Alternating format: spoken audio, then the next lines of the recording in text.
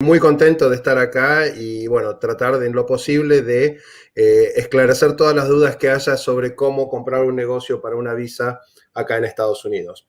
Así que bueno, Claro, estoy abierto a las preguntas. Ahí veo que hay gente de Chile también, Colombia, sí, sé que hay gente de Argentina. Tengo algunos amigos que también sé que se han conectado también y están esperando que hable un poco sobre todo este tema. Así que bueno, sin bueno, más, tenemos Patrick. Colombia, Chile, Walter de Argentina, varios países y por lo menos 30 personas que están en la línea ahora. Genial. Eh, Primero, ¿puedes hablar un poco más sobre tu carrera y por qué entró como un business broker? Sí, sí, por supuesto. Bueno, mira, como bien decía, yo empecé mi carrera como entrepreneur cuando tenía 18 años, que yo soy de Mar del Plata y me fui a vivir a Buenos Aires. Y para empezar la facultad, para pagarme la facultad, fui a la UADE. Empecé un negocio de enseñanza de inglés, que se llamaba American Way. Y esa fue mi primera empresa. La vendí cuando entré a Johnson Johnson y estuve en Johnson muchos años. Y después con Johnson vine acá a Estados Unidos. No voy a dar todas las vueltas que hice, pero terminé acá en Estados Unidos, en New York, durante varios años. Y de ahí nos mudamos acá a Fort Lauderdale, a Weston.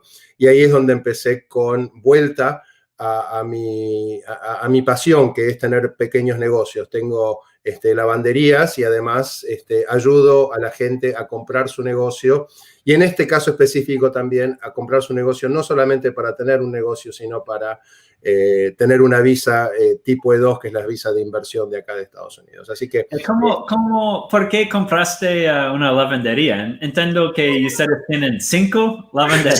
sí, sí, sí. Muy buena pregunta. Creo que porque en su momento no hablé con el business broker que debería haber hablado. Es un buen negocio, la lavandería es uno de los buenos negocios que hay para comprar.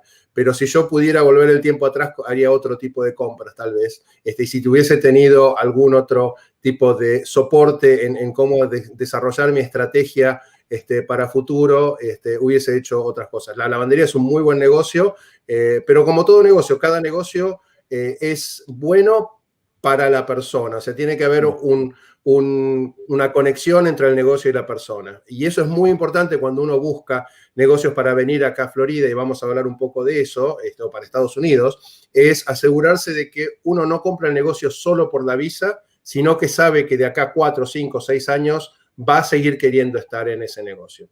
Pero bueno, me gustaron, tiene muchas cosas a favor, las lavanderías.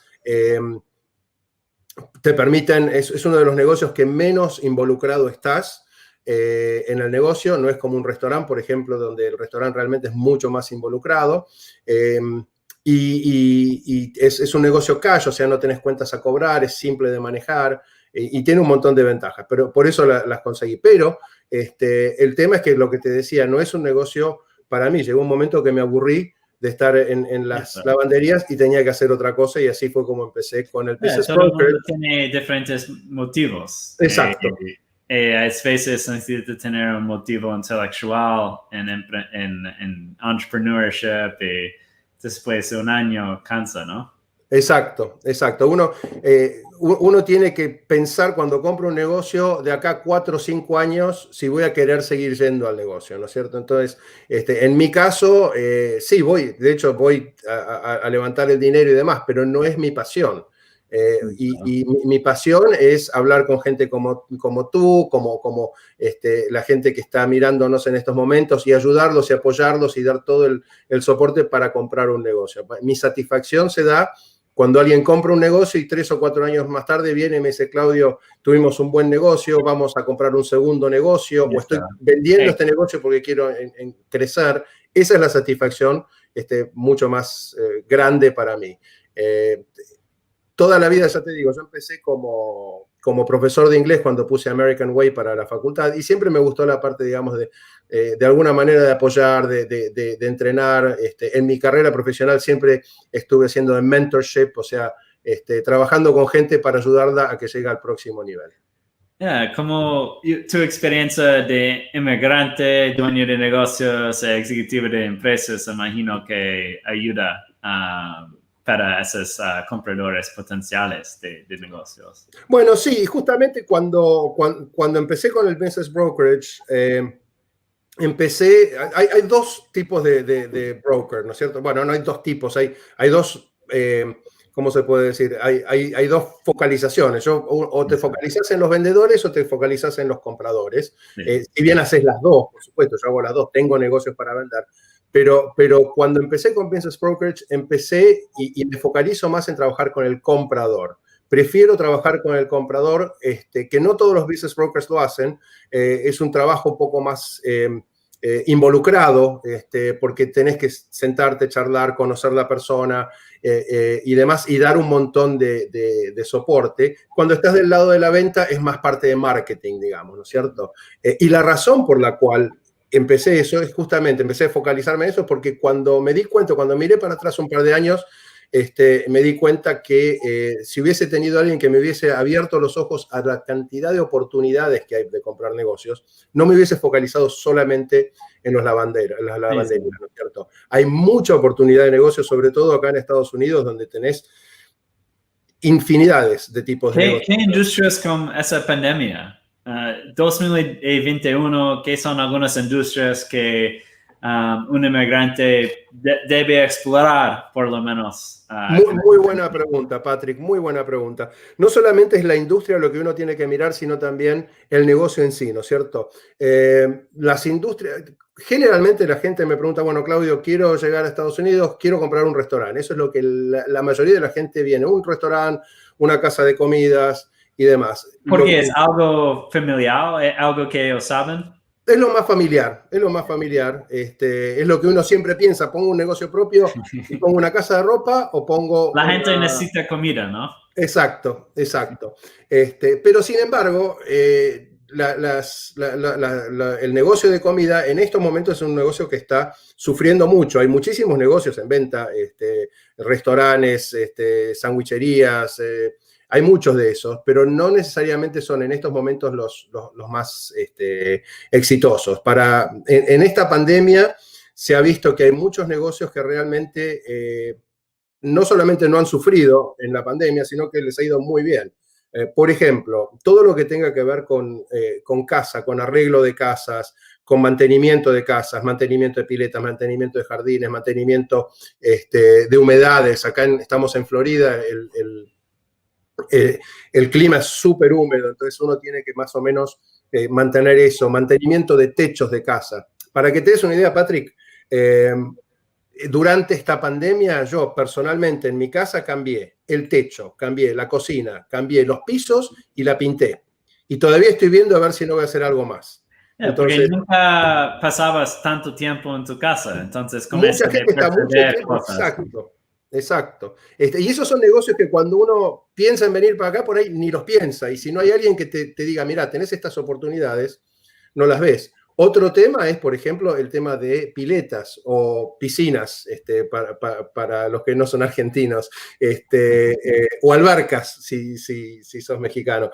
El mantenimiento de piscinas, albercas o piletas es muy importante, es un negocio que se da todo el año. Recién estábamos hablando con vos, Patrick, fuera de cámara, cómo celebramos nuestro fin de año, ¿no es cierto? Y bueno, nosotros celebramos acá en una mesa al lado de la piscina, cosa que no pasa un poco más al norte, ¿no es cierto? Entonces ese negocio para Florida es un negocio constante, permanente, que siempre tiene buen flujo de fondos y que se puede escalar.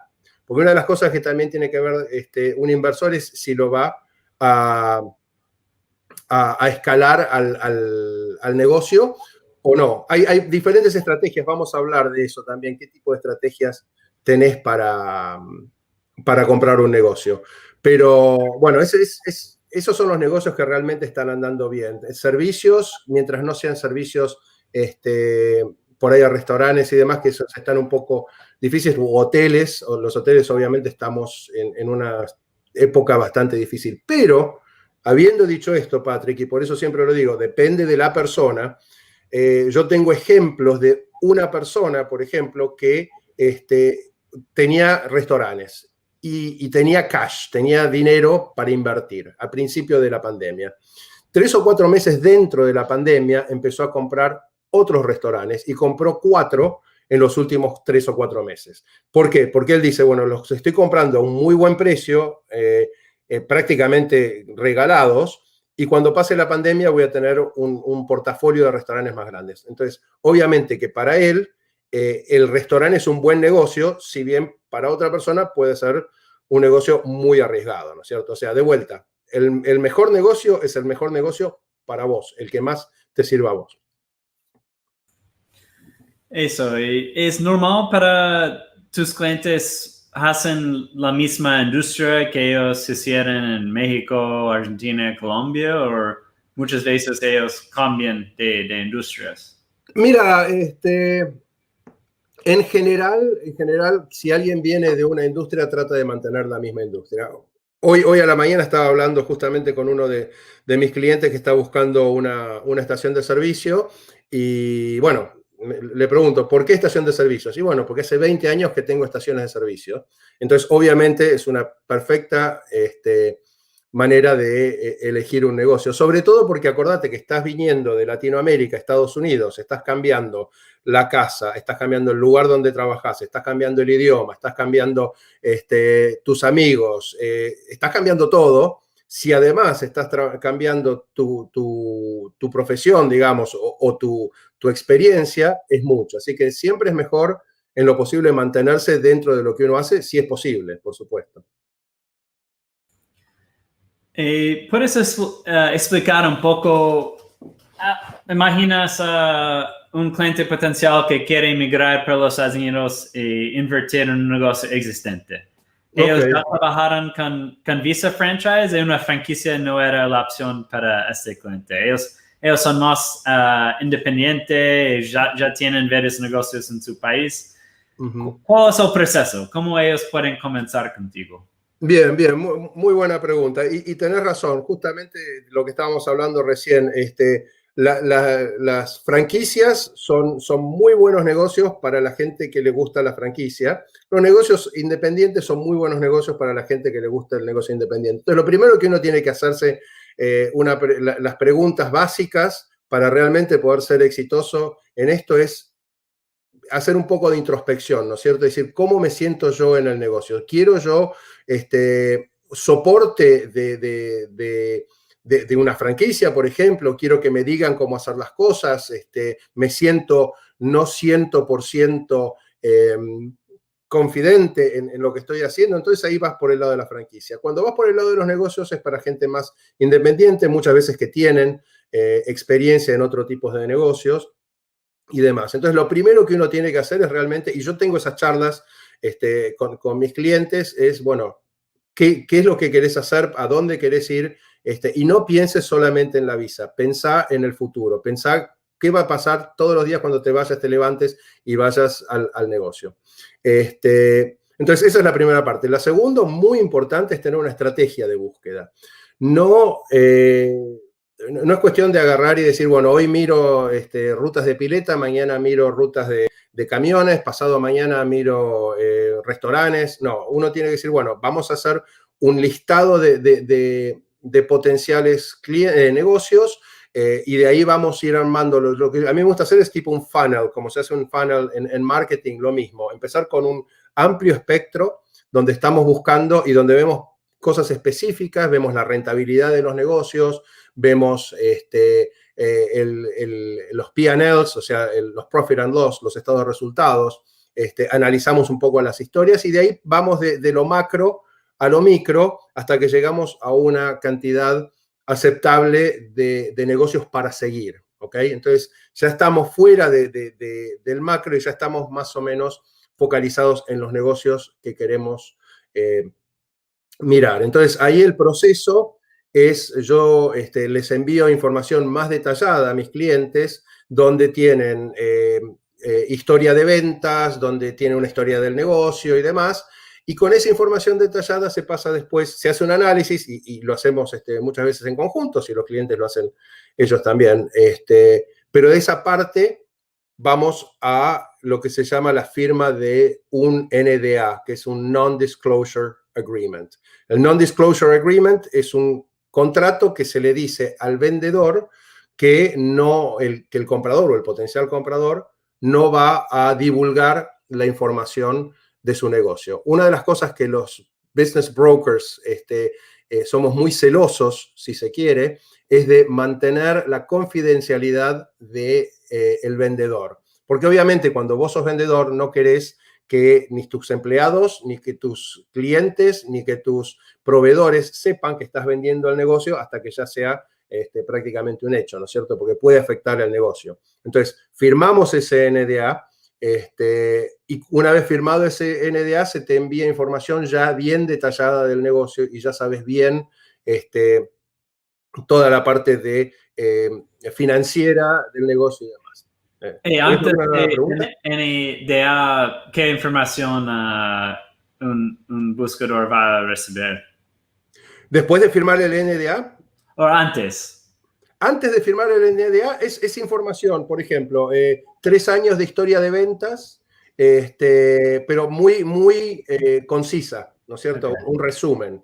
Tenés un párrafo que te explica cómo es el negocio, te da información sobre, por ejemplo, cuánto paga de alquiler, te da información sobre cuántos empleados tiene. Muy importante para la visa es cuántos empleados tiene el negocio. Te da información qué tipo de personería jurídica tiene, si es una LLC, si es una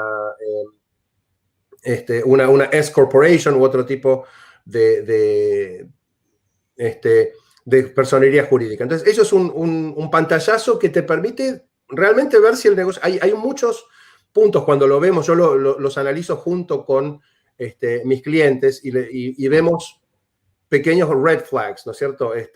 Que aparecen ya en ese momento. Entonces, por ejemplo, ¿no es cierto? ¿Qué sé yo? Puede ser que no te están mostrando los resultados del 2020. Entonces, ¿qué es lo que está pasando en el 2020? Son esas pequeñas cosas que uno tiene que ir mirando. No quiere decir que sea el negocio malo, quiere decir que es algo que uno tiene que investigar un poco más, ¿no es cierto? Esa es la información que tenés antes del NDA. Después del NDA, la información es mucho más detallada. Entonces, ahí donde se sabe la dirección del local, se sabe un detalle más de las partes financieras y demás. Y después de eso, una vez que se ve eso, si el cliente quiere seguir adelante, se hace una reunión con el vendedor por Zoom, ¿no es cierto? Generalmente por Zoom, sobre todo si estamos en Latinoamérica, ¿no es cierto? Ahí hay específica, esa reunión es muy importante, la reunión vendedor-comprador es muy importante y el vendedor, el comprador tiene que estar bien preparado para esa reunión, para no perder el tiempo y para hacer las preguntas adecuadas. Un tema importante, vos me decías qué cosas uno tiene que hacer. Uno tiene que ser muy cuidadoso en cuándo y dónde y cómo hace las preguntas al vendedor. O sea, hay diferentes etapas del proceso, como estás viendo, y en las diferentes etapas del proceso hay específicas preguntas que uno va haciendo y que si uno hace demasiadas preguntas puede ser un problema y si hace demasiado pocas preguntas también puede ser un problema. Así que uno tiene que ser cuidadoso en cómo va llevando el proceso, ¿no es cierto? Entonces, bueno, llegamos al momento en que tuvimos la reunión con el vendedor. Eso es muy importante. Y ahí vamos a tomar... ¿Es por Zoom o es una reunión? Ahora prácticamente todo es por Zoom. Sí, ahora prácticamente todo es por Zoom.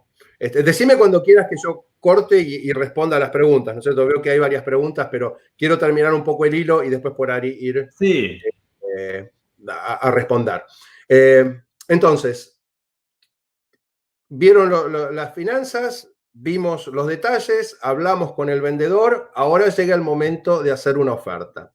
Y esto es muy, muy, muy importante. Y si hay algo que quiero que la gente se acuerde de esta charla, dentro de todas las cosas importantes de la charla, es que la oferta para seguir adelante es muy importante para mantener el negocio si a uno le gusta. O sea, si a vos te gusta el negocio y estás contento con el negocio y te gustaría comprarlo, tenés que hacer una oferta. La oferta te permite a vos cerrar el negocio para otros inversores. O sea, el vendedor, una vez que acepta la oferta, está comprometido a no mostrar el negocio a nadie más hasta que vos tomes la decisión de comprar el negocio. Entonces, no es un riesgo para el comprador el hacer una oferta, ni siquiera es un riesgo para el comprador poner... ¿Cuál es el periodo? ¿Cuánto tiempo demora el due diligence que puedes continuar con la compra o no? Mira, el due diligence es, como todo, es negociable. En parte de la oferta es decir cuánto tiempo quiero yo de due diligence. Lo habitual son 30 días corridos, es un mes, pero uno puede pedir 2 meses, puede pedir 3 meses, y obviamente si el vendedor lo acepta, se va para adelante, ¿no es cierto? Así que, pero es importante porque cuando llega este momento, muchas veces yo hablo con mis clientes y me dicen, bueno, Claudio, no estoy preparado todavía para una oferta, y parece que yo los estoy empujando a hacer la oferta, pero no. La idea es, si no estás muy preparado, igual hacer la oferta, porque si no, alguien puede venir, y ha pasado, y me ha pasado más de una vez, de alguien que estaba muy interesado en un negocio, no se animó a hacer la oferta, vino alguien, puso otra oferta y se acabó la historia. Entonces, esa oferta es más restrictiva para el vendedor que para el comprador. ¿Okay? Entonces, supongamos que pasa la oferta.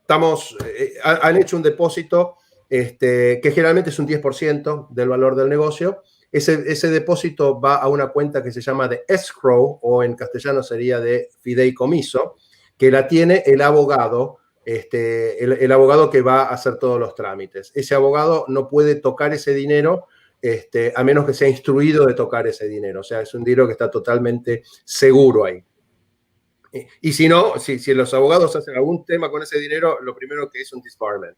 O sea, los echan. Así que bueno, está el dinero ahí, llega el momento del due diligence. Entonces, acordate cómo habíamos empezado, con información más o menos buena, pero poco. Información mucho más detallada. Y ahora viene el momento del due diligence, que es la parte donde yo voy a analizar y saber que la información que me dieron antes es adecuada. ¿Okay? En general es con un CPA, un contador. Eso generalmente es un CPA. Yo no lo hago como business broker. ¿Cuánto es el precio para ese due diligence? Mira, depende de los CPAs, pero puedes hablar de $1,000, $2,000. Okay. Eso es más un tema de CPA. Y lo puedes hacer vos también, tranquilamente. Pero siempre es bueno tener un profesional. Y ese es otro tema, volviendo a cómo hacer las cosas bien. Uno, antes de venir a Estados Unidos, tiene que tener preparado lo que yo llamo un Dream Team, ¿okay? Que en castellano sería un equipo de ensueño, que es no solamente un business broker, tener un realtor, tener un abogado, tener un contador, toda esa gente que la vamos a necesitar. Una cosa que nadie piensa y después llegan acá y tenemos problemas, es el tema de la salud, ¿ok? Sí. Porque cuando uno es cuentapropista en Estados Unidos, la salud es carísima. Y llegar acá y no saber cuál es tu estrategia para mantener la salud, puede llegar a ser un problema. Entonces, yo cuando trabajo con mi gente también le doy una lista de profesionales con los que pueden trabajar y que les van a ir ayudando. Y antes de poner un pie en Ezeiza, si se quiere, uno ya tiene el plan armado de qué es lo que va a hacer en cada aspecto de su vida. Acordate, no estás comprando un negocio solamente comprando un negocio, estás cambiando de vida. Hay muchos temas que tenés que tener en cuenta. La salud es otro, como te decía, la parte financiera, la parte de, por ejemplo, tengo gente con la que trabajo con bancos de acá que ya están acostumbrados a trabajar con gente de Latinoamérica, hablar con alguien que te dé buenas ideas de colegios. O sea, es mucho el tema. Se necesita tener un equipo de soporte. Es un gran cambio de vida. El negocio es parte, pero tiene otras partes. Exacto, exacto. Yo hago la parte de los negocios, pero el cambio para una persona que viene para acá es muy grande. Terminando, imaginas que el due diligence está bien, ¿cuál es el próximo paso? Entonces, el due diligence salió fantástico. El próximo paso es el cierre de la venta. O sea, llegamos al fin del contrato, los 30 días se cumplieron, todo fantástico, hay un cierre. El cierre puede ser en persona o también puede ser virtual. El último negocio que vendí yo, que fue una lavandería, el 29 de diciembre del año pasado, fue 100% virtual. Los papeles se firmaron, se mandaron por DocuSign, se hizo la entrega, todo el disbursement, toda la distribución del dinero la hizo el abogado desde su oficina. No había nadie, cada uno estaba en su casa, estaba celebrando fin de año y todo el mundo lo hizo todo 100% virtual. No es necesario reunirse, pero una parte importante del cierre de ventas es que el abogado va a distribuir el dinero que fue puesto en escrow, en fideicomiso. Habíamos dicho que habíamos puesto 10% al principio y ahora llega el momento de poner el resto del dinero. Y eso es importante, ¿por qué? Porque no solamente vas a tener que poner el dinero de la compra del negocio, además tenés que tener en cuenta qué depósitos hay que hacer para el alquiler, para el agua, para la luz, para el teléfono, para lo que sea, y todo eso, y hay que ver obviamente, que es parte de lo que hacen los abogados, si el negocio tiene algún tipo de deuda con algún proveedor, con proveedor, con utilities. Normalmente hace una compra, un asset purchase, que solo está comprando los activos por esa razón. Excelente tema, Patrick, porque mucha gente pregunta eso, bueno, ¿qué es lo que estoy comprando? No estás comprando la empresa. O sea, José Pérez SRL es la empresa y el negocio se llama, qué sé yo, Advantage, lo que sea. Lo que compras es los activos del negocio, no la empresa. Que puede ser clientes, correos electrónicos, puede ser cualquier cosa, ¿no? Exacto. Así que bueno, eso es lo mejor que puede pasar. La otra parte que puede pasar es que cuando uno hace el due diligence, no le gusta lo que vio en el due diligence, ¿ok? Entonces, hay dos opciones para esto. O me puedo retirar completamente de la venta, es decir, devuélvame la plata, acá no pasó nada, o puedo hacer una segunda negociación con el vendedor y decir, bueno, mira, yo te hice la oferta pensando que tu negocio daba tanto, me doy cuenta cuando hago un análisis que tu negocio da tanto, 10% menos, con lo cual te hago una oferta por un 10% menos del negocio. Y ahí se hace otra nueva negociación. Y si sale, perfecto, y si no, se cierra el negocio. O sea, tenés dos etapas de negociación, antes y después del due diligence. Que también es importante porque uno no tiene que estar, acordate lo que decía, uno no tiene que estar 100% seguro del negocio para hacer la oferta, porque tenés ese tiempo, ese periodo para asegurarte que todo está bien. Ahora, una vez que pase ese periodo, sí. Una vez que pasa ese periodo, ya la decisión es final y cuando se hace el cierre, ya uno pasa a ser dueño del negocio y ya a partir de ese día para adelante, la responsabilidad del negocio pasa a ser del nuevo dueño. Okay. Que hay otro tema. Dentro del contrato se le pide al vendedor generalmente una X cantidad de tiempo para que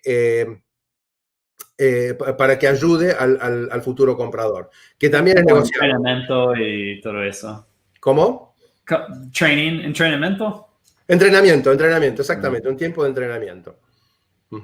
Así que bueno, ese es el proceso. Es que 3 meses... Eso era lo que te iba a decir. Puede ser de 3 a 6 meses y puede ser más también. Y puede pasar que llegas hasta último momento y se cae el negocio y hay que empezar de vuelta. Una cosa que uno tiene que tener es mucha paciencia al hacer todo este proceso. Porque, como yo digo, vas a besar a muchos sapos antes de conseguir tu príncipe, ¿no es cierto? Pero un hispanohablante que no habla tanto de inglés, ¿eso va a limitar las opciones? ¿Cuál es el proceso si alguien no habla inglés bien? Mira, buena pregunta. Y la respuesta es, depende de la zona geográfica. En Miami el problema es hablar inglés, no español. Y si salís de Miami y vas un poco más al norte, cuanto más al norte vas, menos español y más inglés hay. Y bueno, obviamente mucha gente viene de Latinoamérica hablando muy poco español. Mi humilde opinión es que deberían mantenerse dentro de Miami, porque si no las cosas se hacen difíciles. No solamente para comprar el negocio, para todo, ¿no es cierto? Veo la misma cosa con las franquicias, pero más restricciones con las franquicias. Tenemos 2,000 franquicias, pero solo 10 más o menos que son buenas franquicias que no necesita hablar inglés avanzado, pero con un negocio independiente no necesita tener contacto con el franquiciador que sea en Ohio, Colorado, entonces es menos un problema. Sí. Así que bueno, ese es el proceso. De vuelta quiero recalcar algunas cosas importantes. O sea, importante es tener una estrategia. Sí. Importante es ir paso por paso. Importante es ser paciente, no tener miedo, pero sí ser cuidadoso, ¿ok? Asegurarse bien de que uno va a estar contento en el negocio que va a estar. Una de las preguntas que muchas veces me hacen es, ¿cómo sé yo si el negocio es bueno? ¿Ok? Y bueno, para empezar, un negocio puede ser, el mismo negocio puede ser bueno para una persona o malo para otra persona. Por ejemplo, lo que te decía, los restaurantes. Hoy los restaurantes no están en un buen momento, pero si yo tengo mucha experiencia en restaurantes, por ahí es un buen negocio para mí porque lo compro para levantarlo. Si yo quiero un negocio que me dé permanente ingreso, entonces voy a buscar negocios que tengan contratos de largo plazo con clientes o que tenga una gran variedad de clientes. Si yo, por ejemplo, quiero comprar un negocio para hacerlo crecer, entonces voy a buscar negocios que sean escalables. Si yo quiero un negocio que lo pueda transformar incluso en una franquicia, lo habíamos hablado también, entonces voy a buscar un negocio que tenga algún tipo de armado, que ya esté un poco armado como para poder desarrollarlo y llevarlo a ser una franquicia. Todo depende de la estrategia que uno tiene, ¿no es cierto? Al fin y al cabo, somos todos individuos diferentes y cada uno de nosotros toma sus decisiones de acuerdo a su historia y a su futuro. Entonces, un negocio, uno puede mirar toda la parte financiera y demás, y la parte financiera es muy importante para saber lo que sí yo puedo ayudar mucho es determinar si el valor vale la pena o no, si el valor es caro o alto, ¿ok? Entonces, ¿cómo sé yo que el valor que estoy pagando es alto o barato? ¿Estoy pagando barato? Bueno, lo que nosotros hacemos es miramos al mercado, yo sé los precios promedios de los negocios que se venden y el precio promedio no es solamente un precio, sino el precio se calcula como un múltiplo del net income, ¿ok? De Vetted Biz estamos finalizando una página en nuestro site que tiene todos los métodos para calcular el valor del negocio. Entonces, por la utilidad, por otros negocios en el mercado y cuánto ellos vendan, comparable method. Entonces, tenemos bastante información. Y solo quería demostrar rápido.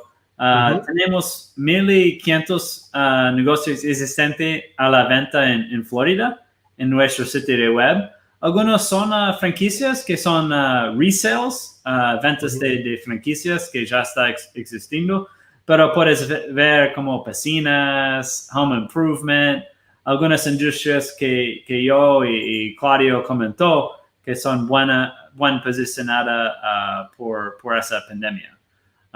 Entonces, yo voy a enviar ese enlace para ustedes explorar los negocios por nuestro sitio de web. Claudio puede ayudar para identificar un mejor negocio para usted y entrar en contacto con el vendedor y todo. Sí. Ahora vamos a revisar las preguntas. ¿Está bien, vale. Claudio? Genial. Okay. Entonces, primero, Walter de Argentina. Él tiene una gráfica en imprenta dedicada a la impresión de estuches medicinales y de cosmética. Con la pandemia liquidé todo y quisiera poner algo en Miami que me permita no estar atado a mi trabajo al 100%. Ya que acá me tomo mis tiempos y vacaciones cuando quiero, que es la idea para ser un entrepreneur. Así que me gustaría otra cosa, nada que ver con la gráfica. Y al final me ofrecieron la franquicia Dr. Techi, reparación de teléfonos y netbook, pero me comentaron que si no es estás en el negocio, la cosa no funciona, que con la mayoría de sus negocios es la verdad. Ok. ¿Algún comentario con la situación de Walter? Sí, sí, sí. Muy bueno. Primero, yo estuve mucho tiempo, como te dije, en la parte de medical devices y la industria medicinal y me encanta ese negocio. Depende mucho, Walter, depende mucho de qué nivel de inversión vayas a hacer. Yo tengo mucha gente que me dice, mira, yo quiero ir a Estados Unidos y quiero invertir en algo, pero no quiero vivir en el negocio, no quiero trabajar en el negocio. Si vas a invertir 100 o 200 mil dólares en un negocio, a menos que tengas un socio, es muy difícil conseguir un negocio donde no tengas que estar en el negocio y hacerlo andar. Yo veo con cuál valor. Por nuestros clientes de Visa Franchise con franquicias, 200,000, 250,000, ¿es igual con negocios independientes? No te entendí la pregunta. Necesitan invertir por lo menos 200,000 para no trabajar 30 horas, 40 horas por semana. Sí, porque vas a tener una rentabilidad mucho menor, porque obviamente vas a tener que tener gente contratada para trabajar y tenés que buscar negocios que sean muy... La franquicia es uno, por ejemplo, porque necesitas negocios que estén muy automatizados, que sean muy controlables, porque si no, como en todos lados, si el dueño no está, las cosas no van a andar y no puedes esperar una gran rentabilidad del negocio. Obviamente que hay que mirar negocios, hay oportunidades para verlas, por supuesto, pero digamos que en la generalidad, si no vas a invertir una gran cantidad de dinero, los negocios tienen que ser no atendidos por su dueño, pero el dueño tiene que estar y tiene que verlo. Por ejemplo, si no, esa lavandería, ¿cuál es el promedio precio para comprar? Las lavanderías están todas ponerle entre 150 y 500 mil dólares. A menos que quieras comprar una lavandería nueva, 0 kilómetros, que está más de 600 mil dólares. Ok. Tenemos una pregunta de Diego. Yo voy a mostrar la segunda parte. ¿Existen oportunidades de inversión que pueden realizar sin radicarse en los Estados Unidos? Si es posible, seguramente será necesario viajar a los Estados Unidos varias veces al año para controlar y rectificar el negocio. Sí, lo mismo que para Walter. Sí, oportunidades hay, pero hay que buscarlas mucho y hay que ver cuál es el nivel de inversión que estás haciendo y el tipo de negocio tiene que ser un tipo de negocio que sea controlable. Te lo comento de vuelta con el tema de las lavanderías, para darte un ejemplo. Tenés dos tipos de lavandería. Tenés lavanderías con monedas, que es todo cash, y tenés las lavanderías donde las máquinas están conectadas a internet y cada centavo que entra a la máquina es reportado, ¿ok?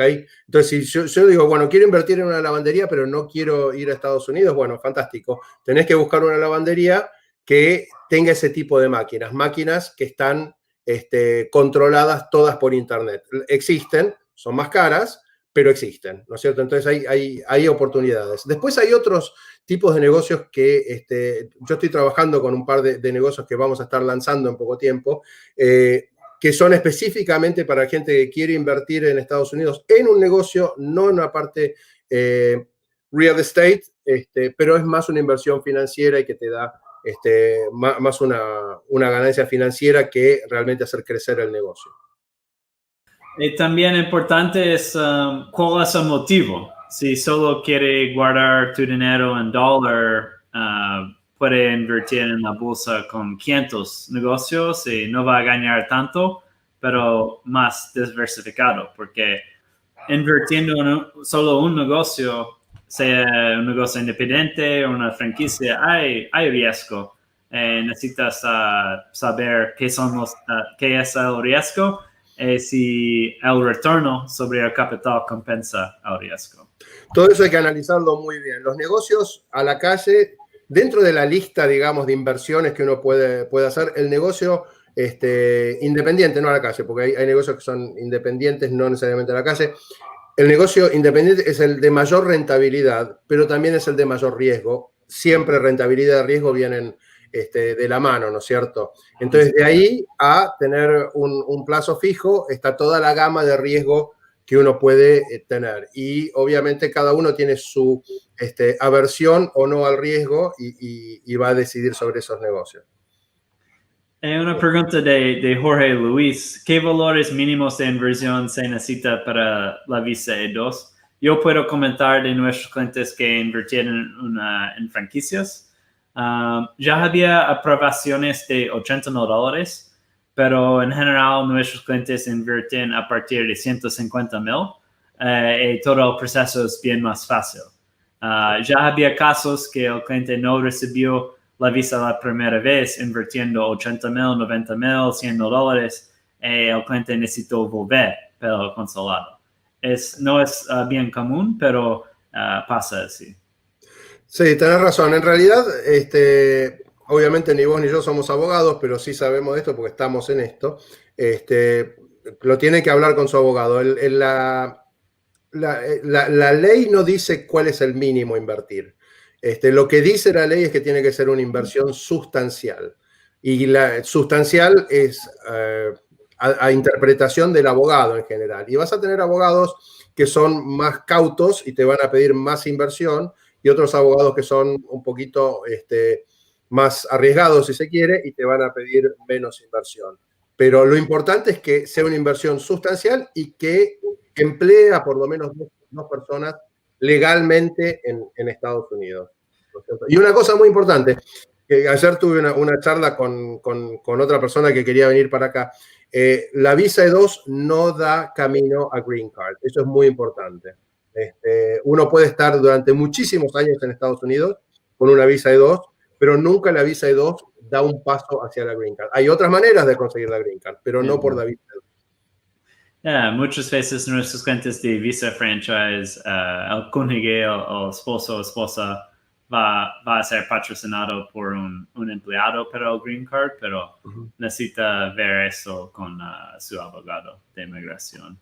Exacto. Y de Federico, tengo una empresa constructora de aislación.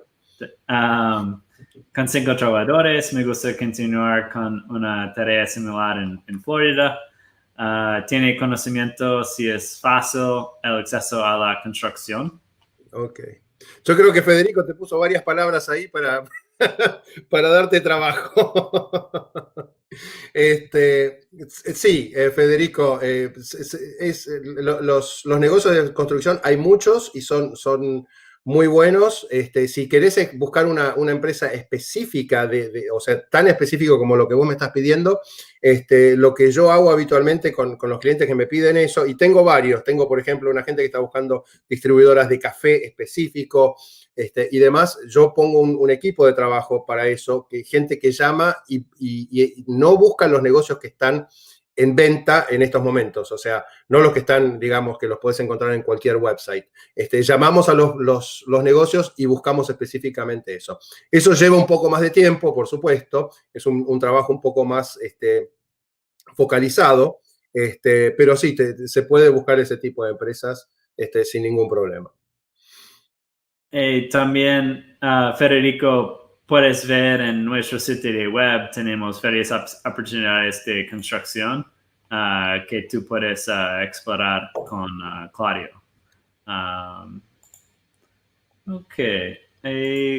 Una otra pregunta de Adrián.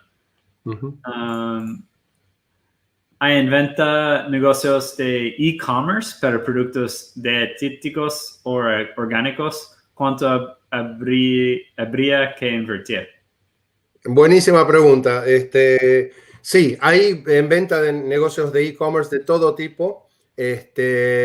No sé específicamente de cuáles productos querés ver, pero si querés nos comunicamos después y vemos específicamente los productos dietéticos que estás buscando. Sí, hay, y la inversión puede ir desde los $50,000 hasta los $300,000, $400,000. Hay que ver lo que vende. De vuelta, ¿no es cierto?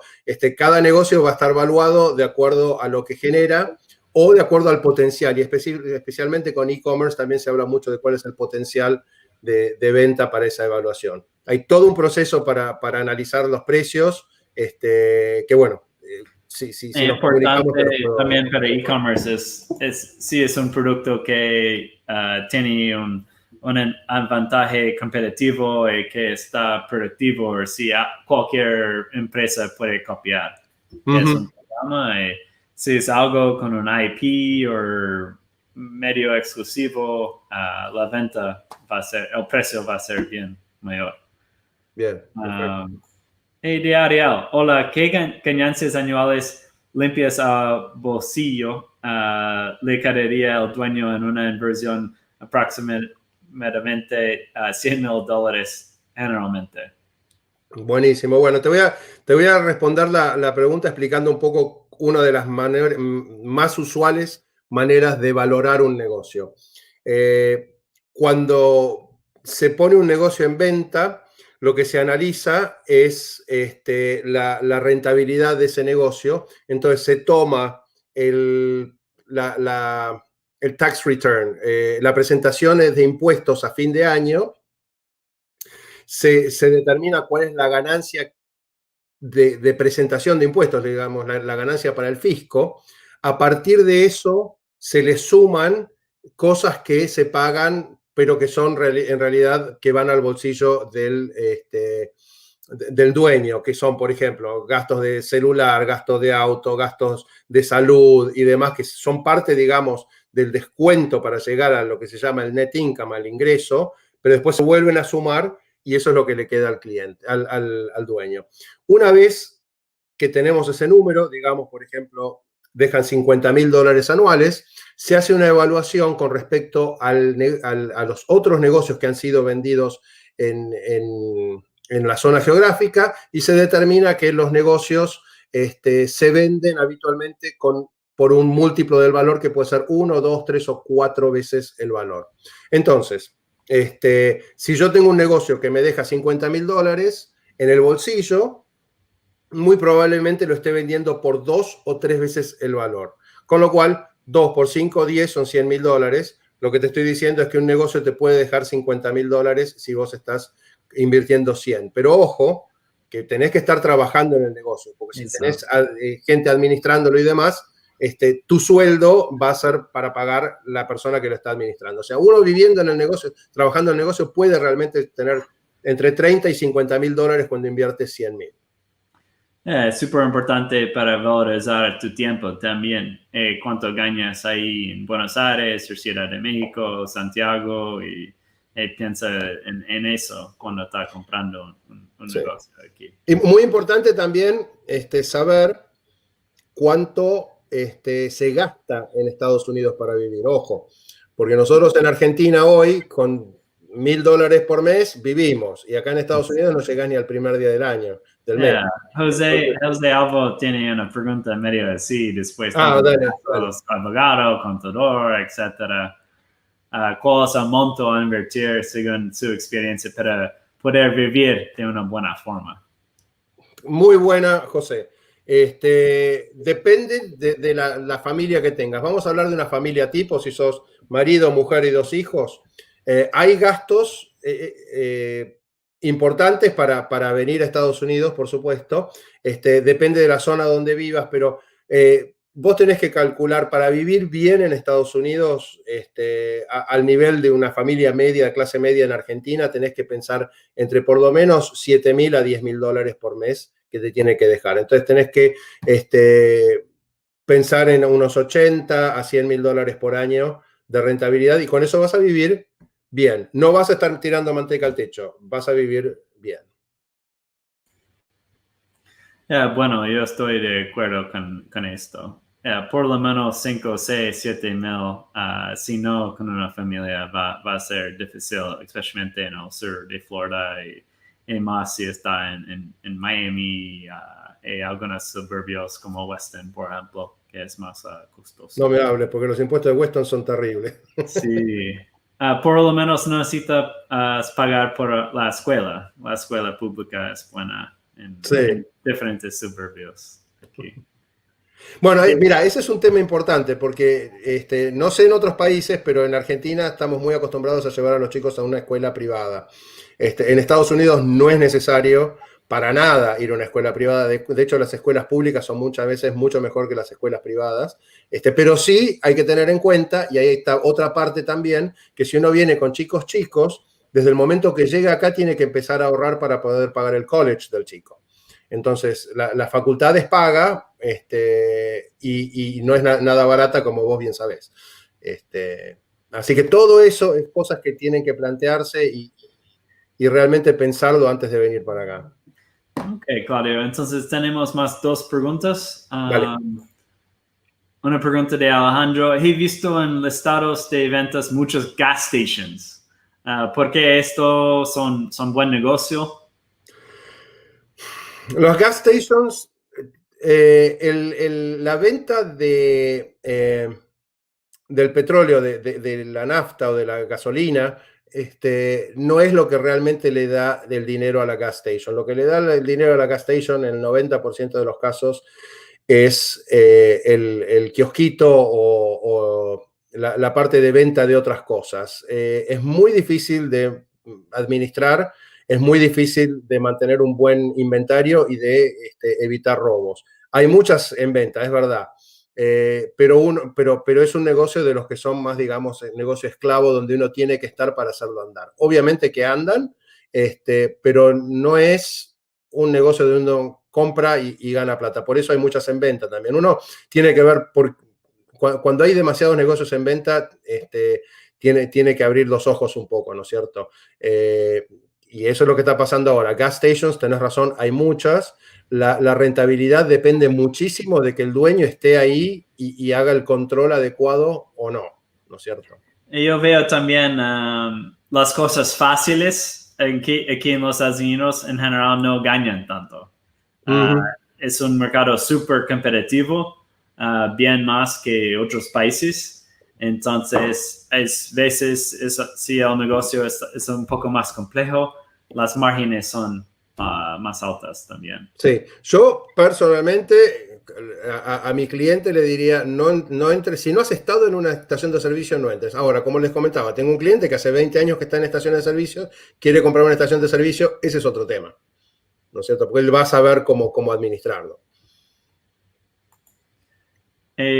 Una otra pregunta, la última pregunta de Walter. Mi hijo vive en Australia hace año y medio y trabaja de landscaping. ¿Cómo poner ese tipo de empresa que no sea franquicia en mi Ortuguen a la Visa 2? Mira, Walter, hay negocios que son buenos negocios, o sea, como industria es buena en Florida. Uno de los grandes negocios que son muy buenos en Florida es el landscaping.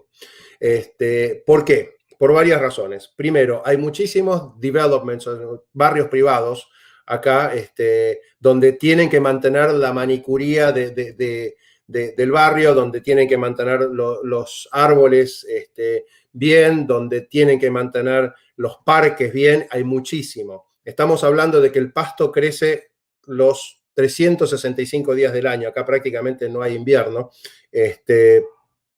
y es completamente a prueba de pandemia, ¿no es cierto? Acá los parques los tienen que mantener sí o sí, entonces es un negocio muy bueno como negocio, ya digo, como industria. Ahora, específicamente cada negocio hay que mirarlo. Se pueden comprar, yo tengo mucha gente que busca y compra ese tipo de negocios para Visa. Lo bueno también es que vas a estar contratando varias personas, obviamente que hay que contratarlas legalmente para presentar la Visa, pero sí, es un muy buen negocio. Claudio, entonces había muchas preguntas de varios países, pero ya está la hora para terminar la charla de hoy. Después este video va a ser grabado por YouTube. Vamos a pasar el lance para todo el mundo que registró por nuestro sitio de web de Vetted Biz. Si no registró, pueden enviar un correo electrónico para info@vettedbiz.com. También vamos a pasar información para agendar una cita con Claudio Vilas. Pero Claudio, muchas gracias por tu participación. Gracias por todos los participantes de hoy. Muchas gracias a todos, un placer. Realmente, Patrick, como siempre, te agradezco mucho por tu tiempo y por dejarme hablar con tanta gente. Y a todo el mundo le digo muchas gracias por haber visto este webinar. Y el que tenga más necesidad de información, por favor, mándenme un mensaje o hablen con Patrick para contactarse conmigo.